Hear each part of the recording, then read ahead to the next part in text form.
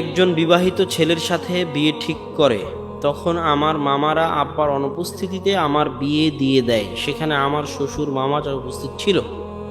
বুঝলাম না, আমার আব্বা আমার মত না থাকা সত্ত্বেও একজন বিবাহিত ছেলের সাথে বিয়ে ঠিক করে, তখন আমার মামারা আব্বার অনুপস্থিতিতে অন্য ছেলের সাথে বিয়ে দিয়ে দেয়, এটাই হবে।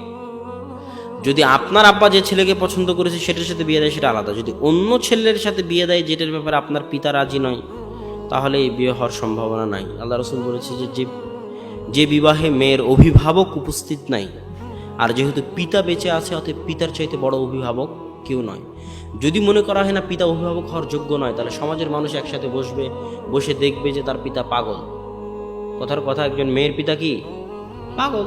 তো সমাজের মানুষ বসে, মাথা মুরব্বী বসে, একসাথে বসে, পরিবার পরিজন আত্মীয় স্বজন বসে, গোপনে নয়, বসে যদি এই সিদ্ধান্ত হয় যে মেয়ের পিতা পাগল, এই মেয়ের পিতার অভিভাবক হওয়ার যোগ্য নই, এই মেয়েকে আমাদের বিবাহ দিতে হবে, তখন সেটা আলাদা কথা। পিতা বেঁচে আছে তখন আর একজন অভিভাবক হবে, আর কোনো নাই, রাস্তা নাই।